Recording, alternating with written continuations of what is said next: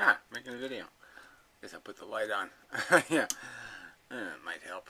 Might not. Anyway, I thought I'd say something about this Puro room I was in, and just a couple of thoughts that didn't get expressed because the room just doesn't allow that to happen.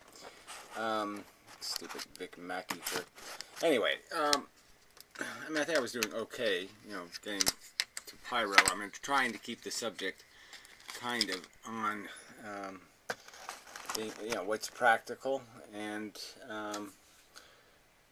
trying to get to root cause kind of things in the subject and all these subjects, feminism and racism and whatever, profiling and all this crap, all this social justice stuff, sort of. There's real psychology here, and there's a real element. The point I wanted to make is that we have we're maturated by culture and by what it feeds you, and what it feeds you ends up being part of what your expectations in life are. What elements it sort of beats you up on. It's even like your history with relationships, let's say, will decide sort of what your future ones will look like in terms of what bitterness you take into them, what rewards and punishments are in your head. Those resentments and dependencies end up getting migrated into the next cause, the next battle. So we do learn from all of these things, and it's just, I think people who say it has no effect are just being silly. Video games is the example for this one. There's people who just think you can soak some kid in violence, just violent images, violent behavior, and that somehow soaking him in that pickle juice of violence isn't going to affect his psychology at all. And I think that's just nonsense. I mean, it's just such rubbish. It's how we get to be who we are. I mean, culture, in some ways, in a lot of ways, is going to define you. What parts of culture create the atmosphere that you breathed. It makes a big difference where you grow up in Harlem, you grow up in whatever, one of those Connecticut places. Makes a big difference in terms of how you're going to think you solve problems, how you react, how you interact. All of that's going to be decided by that circumstance. And I think it's silly for people to say it doesn't matter. So that's just, as a premise, that's just a silly premise. And so the point is, let's agree that it does affect, and let's say, well, what do we do about it? So it's like I would make the argument for being a vegetarian. Oh, we can even do circumcision, because that one somehow just stirs people up. So let's just say, thought experiment-wise, let's just have a couple of premises to clear the subject, just to make it clear and easy for you to make a choice here. Okay, let's just say there is no, it's a health neutral. Okay, it's health neutral plus in the sense that yes, you could eat just potato chips all day as a vegetarian, and yes, you will weigh 800 pounds and not live very long.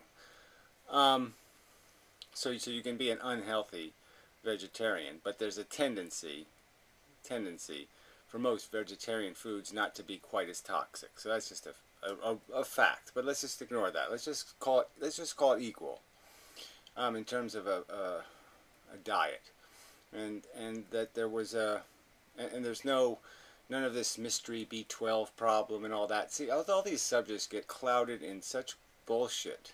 People are just so full of crap. They just say stuff, and stuff that isn't true. And it's like all the vitamin deficiencies that have any meaning or reality in the circumstance of becoming a vegetarian just have to do with the fact that because we're intelligent simians, we wash our hands and wash our food because we know what germs are. But animals don't do that. So obviously through evolution, we were kind of dirty.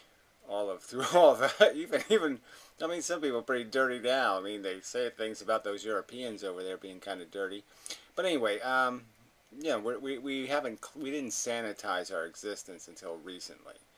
So even just a few hundred years ago, or a couple, or even 100 years ago, you consumed a lot more B12 from the environment just because it's on everything.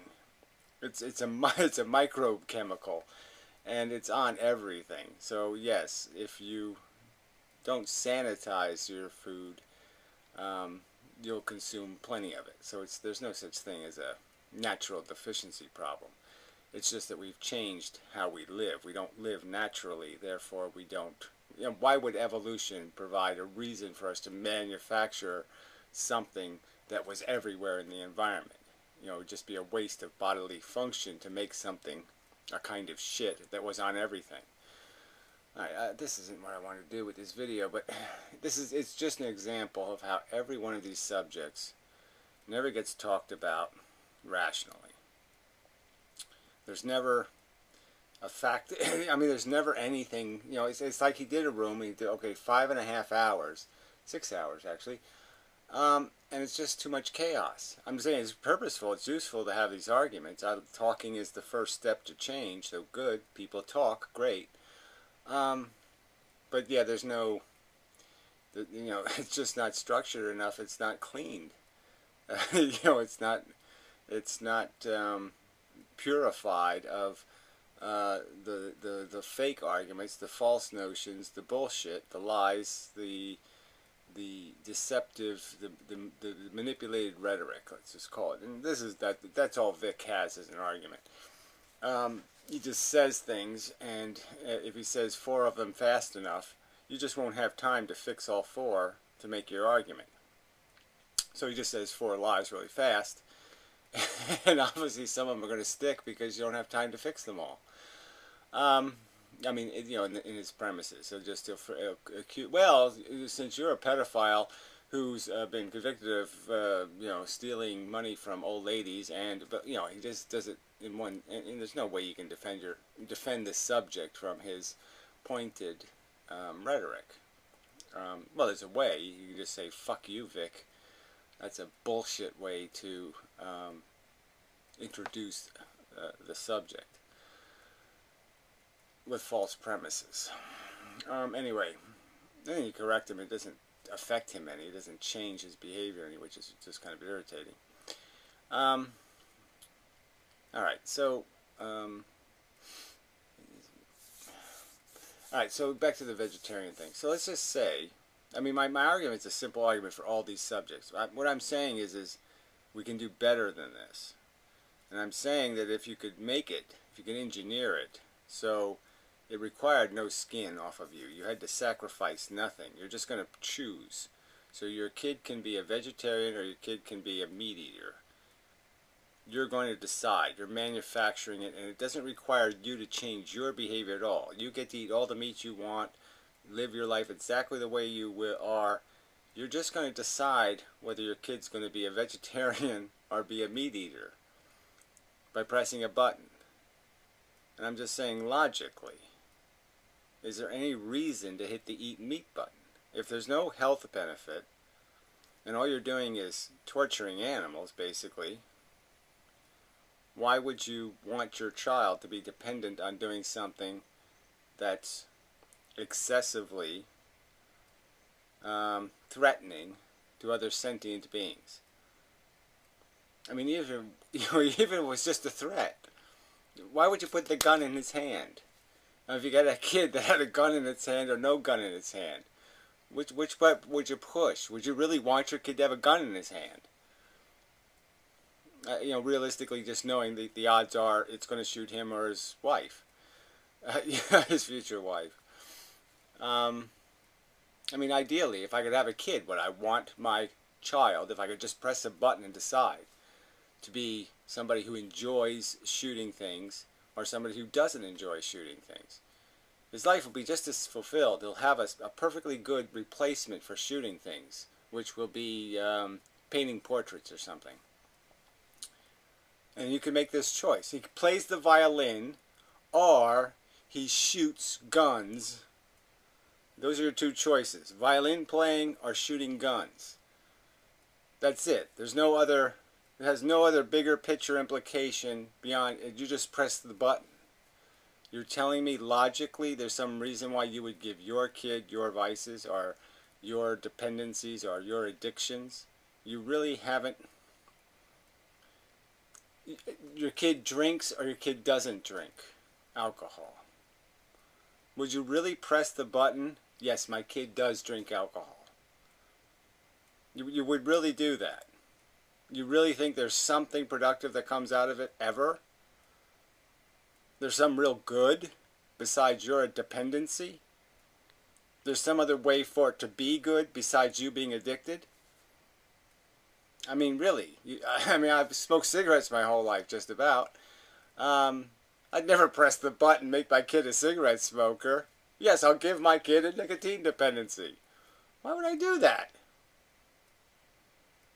So this is the root of my argument. I'm saying our culture is idiocracy.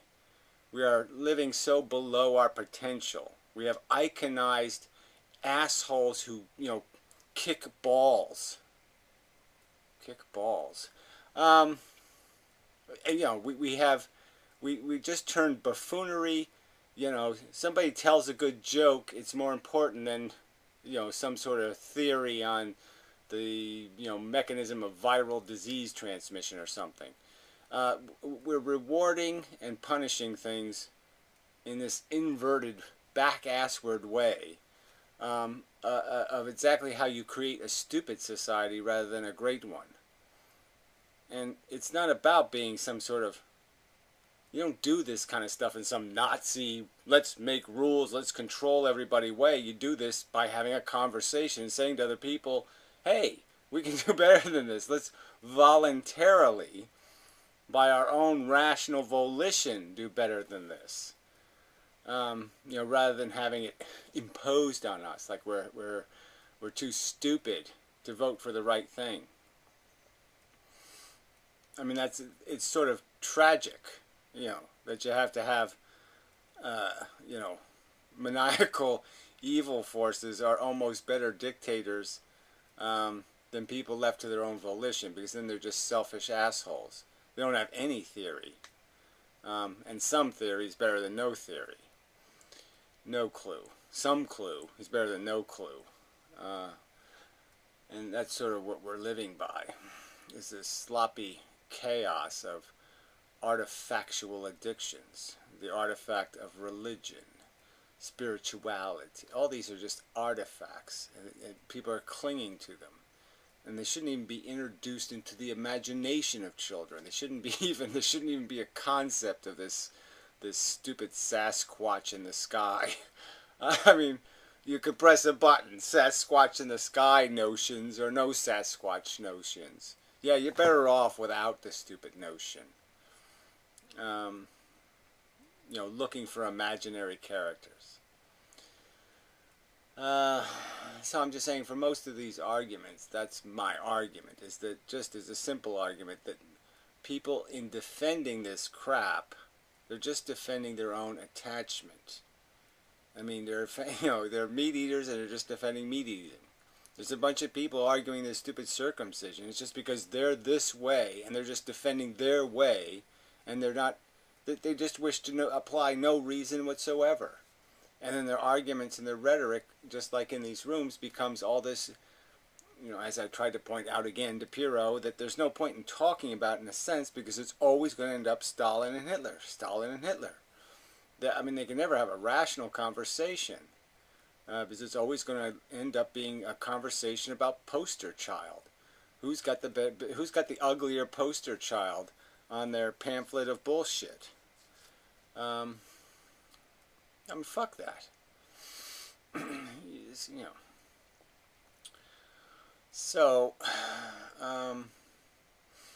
that's, the most I wanted to get out of this video was just to make this point that it's, our psychology is just crap, and admitting that doesn't hurt that much.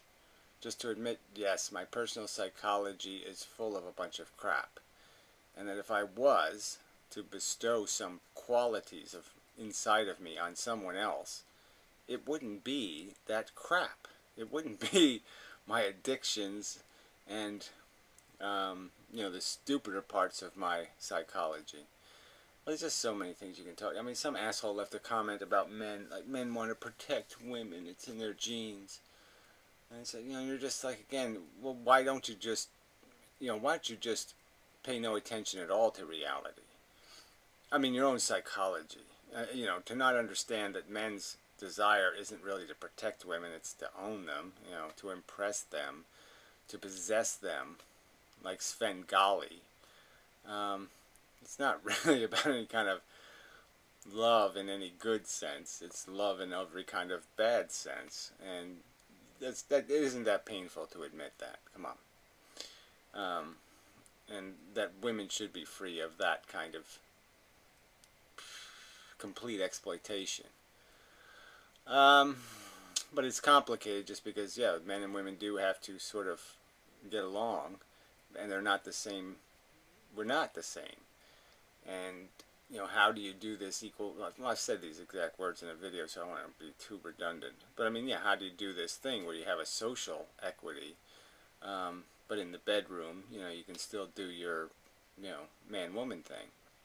And that's all you're trying to do, is just find some balance between, you know, how you, and the men should be able to understand it, though. They really should be able to figure out that they, you know, if they feel, you know, proud of certain accomplishments, they wouldn't want men, like if they're super butch kind of guys with their guns, and they wouldn't want iconized a bunch of traits in males, you know, some kind of nerdy math geeks or something, you know, getting all the gold medals and all the women are fawning over them, and you know, that you men should be able to figure out that that would put them in an awkward position.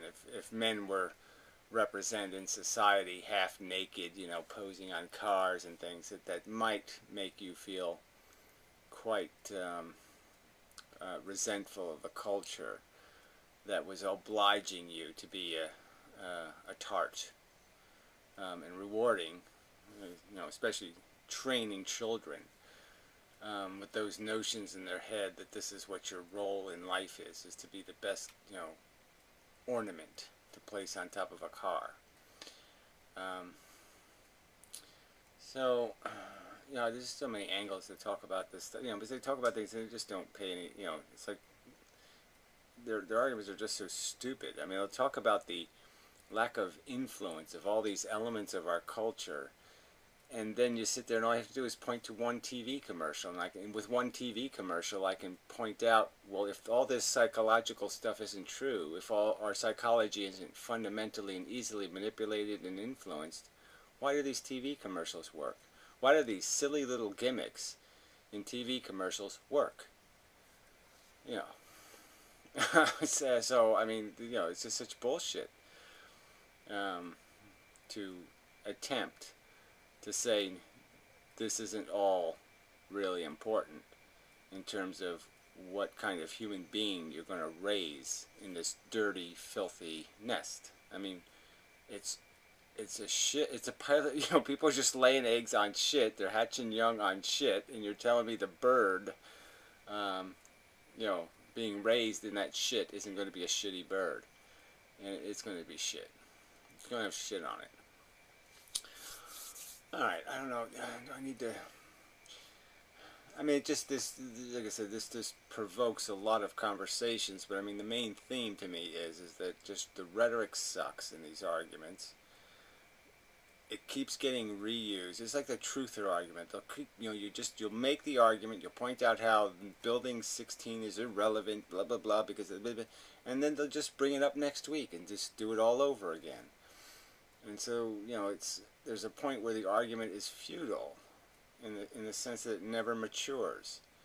And you still hear these same things, you know, abortion, you know, they've been arguing my whole life. I've been listening to this stupid argument. It's the same fucking argument over and over and over and over.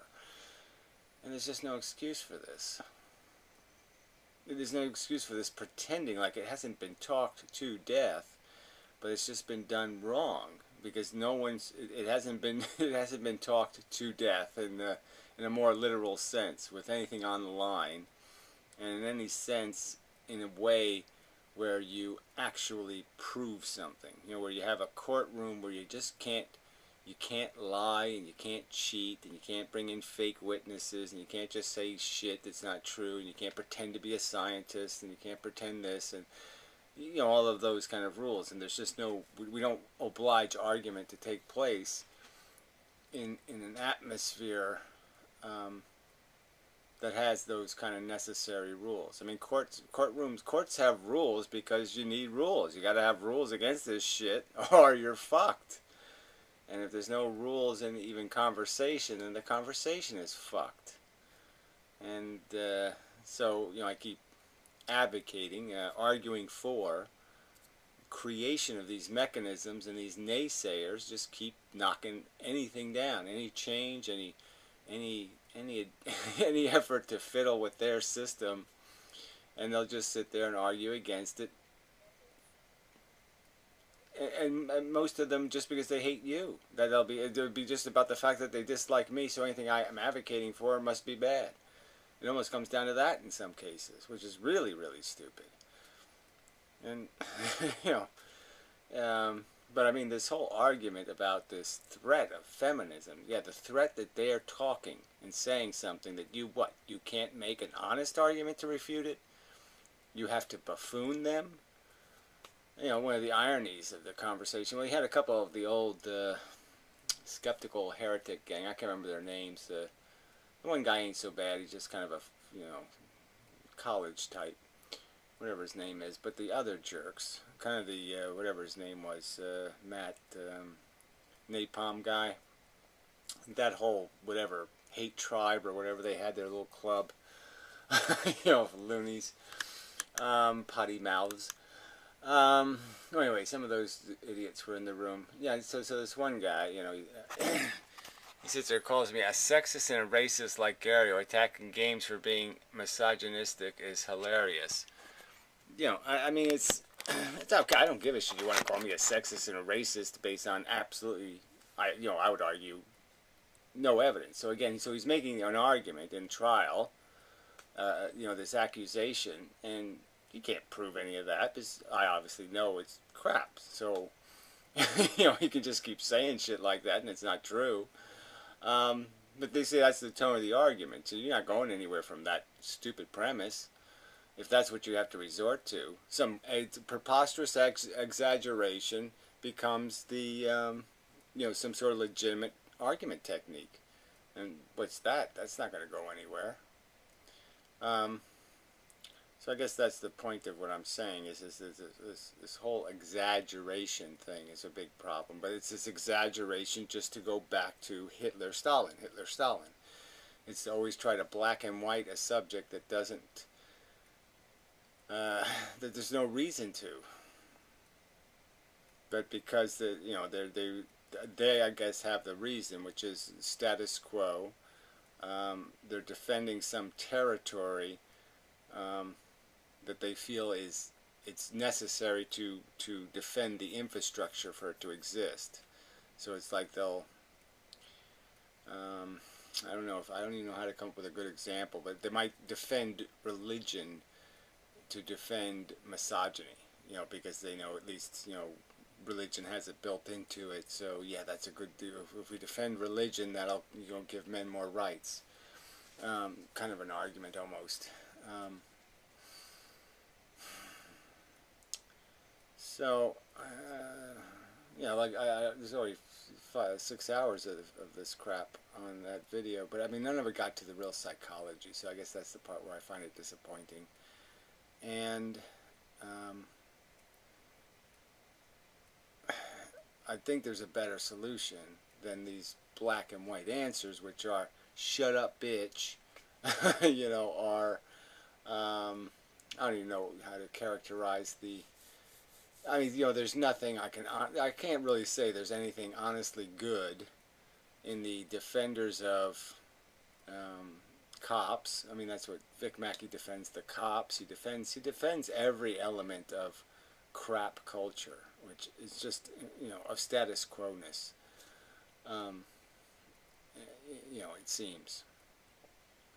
No, I'm making an accusation, but it seems, you know, that's always the side he's defending, is some pop culture shit, trite nonsense, um, some some whitey wannabe bullshit. You know, that heritage wants to be true, but isn't. Um, I mean, yeah. So anyway, I don't know if that's. You could just ignore the last 3.5 minutes because you know it's probably a place I shouldn't go. But I'm just trying to, you know, I shouldn't make accusations about people polarizing conversation where I'm just end up polarizing the conversation, right? That's, you know, kind of self-defeating. Um, but I guess I don't have too much sympathy for the enemies of people complaining for a better society. So I guess that's sort of what I'm basically saying, is that even if somebody is using excessive rhetoric and is fighting a cause that might be marginally important, the fact that they're arguing for an improvement, advancement, is on its face more rational than people defending what we can obviously, if you just take a tiny look at our culture, you can see it's stagnating in septic shit. It's got 500-year-old, 10,000. It's got all this old artifactal shit stuck on it, and it needs to be scraped off. This isn't even close to something to be proud of. The human race isn't even close to something to be proud of. And so almost anybody raising their hand to say, oh yeah, I think humans are cool, I have to call that fail. We have humiliated our intelligence. Just fucking humiliated it.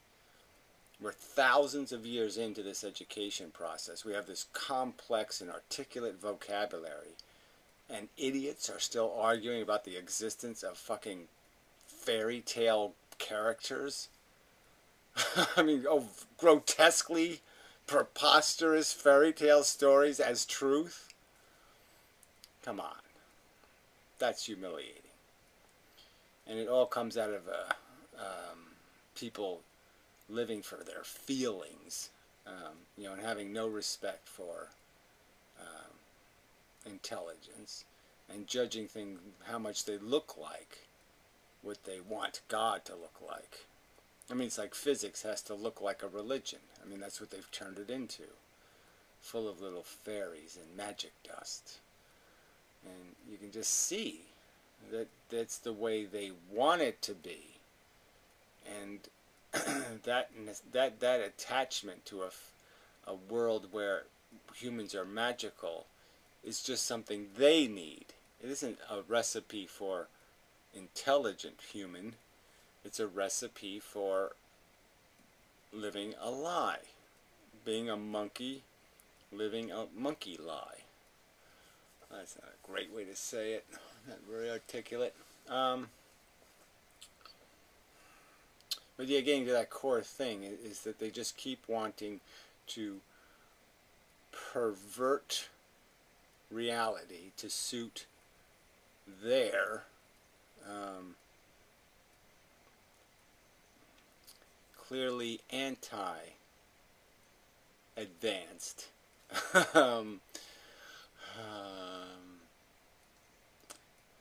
bad habits. I don't even know how to put the bad habit thing in the right category, but their dependencies that were fed to them by mummy. You know, they were spoon-fed this poison, and now they're addicted to this poison of spirituality and purpose and hope and mystery and blah blah blah and all this bullshit. And it's like any other addiction. It's an addiction. It's not something valid. It's just addiction. And you don't give your kids your addictions. And as a culture, like, you know, so keep making this argument that it's just a reflection of our human nature. No, no, you don't even know what human nature is, you idiots. This isn't human nature. This is cultural indoctrination. And you know, what our real nature would be in the context of being an informed monkey, you end up going back to something like the Planet of the Apes and the Caesar character. They're always going to be conflicted. They're going to be sitting there saying, yes, what am I? Well, I'm an intelligent animal. But they're not one thing. It's two separate things.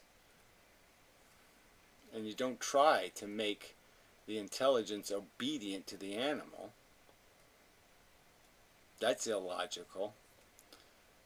And the intelligence doesn't have any maliciousness against the animal, so it seems perfectly rational to say, well, if the intelligence has a better idea, maybe you ought to listen to it. All right. Yeah, I don't know. Like I said, I don't want to talk this to death. Well, anyway, the theme that I just wanted to push was that it's all psychology. The whole way we absorb the world is all psychology. The minute your photon bounces off something, goes into your brain, your psychology is fucking with it. We don't live in reality. We live in a psychology. And you've got to concede that and that our psychology is programmed. And garbage in, garbage out.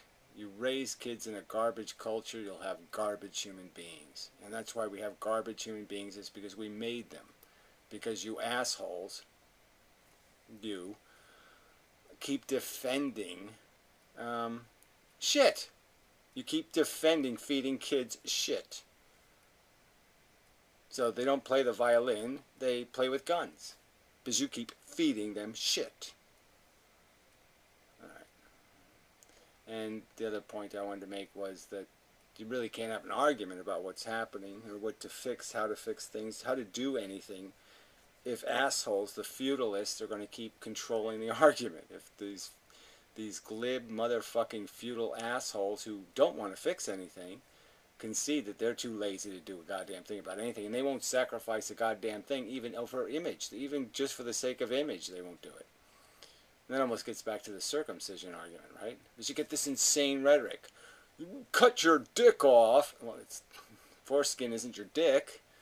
Then they call it mutilation, all this stuff, and then they just say flatly, insanely stupid things, like, they do it without your consent. Well, again, it can't be done any other way, unfortunately. It's one of those decisions that has to be made beforehand. It's like your kid playing the violin.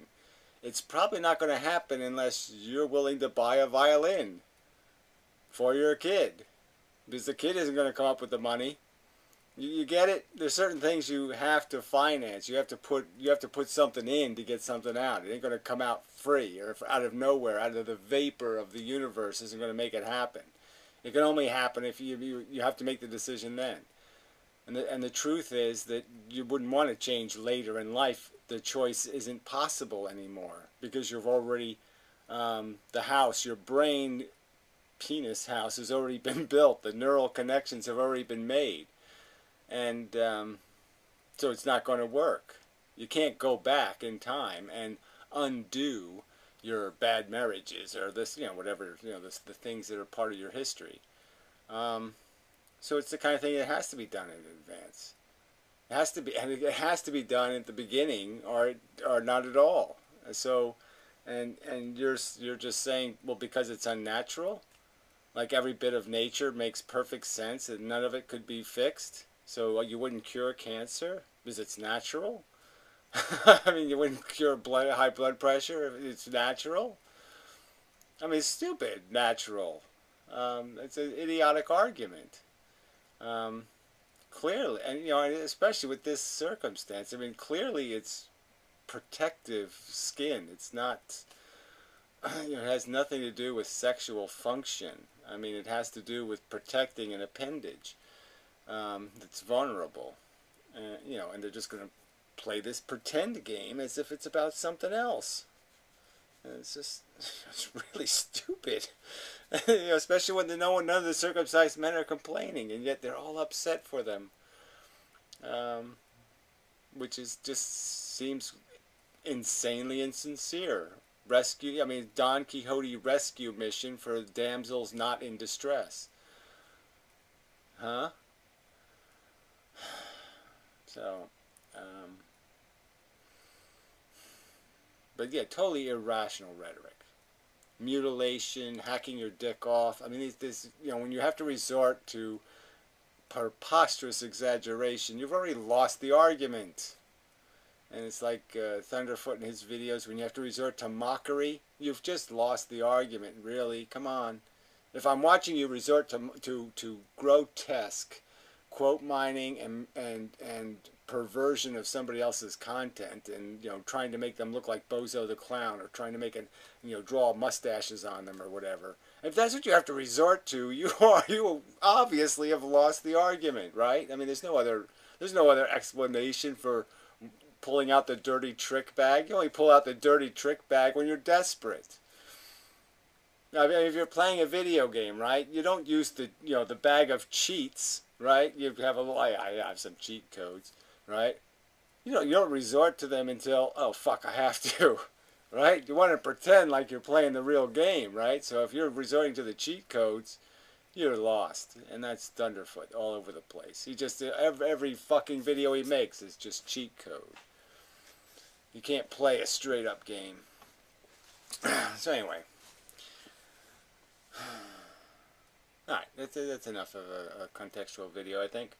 So anyway, I mean, but people rag on me. Look, I was having a nice kind of, yeah, me and Piro, we both talk too much, and so, but we were doing okay. I talk over him, he talks to me, blah, blah, blah. It was okay. And it doesn't get really bad until the assholes show up who can't, like I said, they can't premise an argument. They can't state a question with an acceptable premise built into it. And Hofladay does the same kind of shit. I mean, there's just no way I'm going to accept your premise. So there's no point in making an argument with a totally unacceptable premise. So as soon as somebody says, well, why are you defending mutilation of penises? I'm not accepting your premise. Fuck you. Ask the question rational. Ask a rational question, or just fuck off, idiot. People have to be able to tell the difference. And the fact that they can't tell the difference between sincere rhetoric and cheat code, yeah, just there's more example how people are just idiots. So anyway, there's something in here that's worth it. The idea is we can fix this, but it's like people have to have a will. It's like fixing Google. It's like having a real public, a real public library style search engine. We're entitled to these things, and we just have to want it enough to say I vote for it. And it's just, you can't even get people to do that because it's going to offend Google. I mean, fuck, it's that silly. Google's God. You can't offend God. You can't claim they're not doing it. Google's not cheating. Yeah, right. I mean, it's just so ironic when I think about 12 years ago and how people were talking about Microsoft, and the fact that they can't see that Google is 10 times, 100 times worse than Microsoft in terms of gaming, just completely playing the public. It's insane. And it's this wonderful institution. It's basically serving up a different internet to every human being based on their profiling of you. They've profiled the fuck out of you, and now they're going to serve you an internet completely different than the one they're going to serve me based on that profile. And that's okay with you? Not okay with me. Not even close to okay.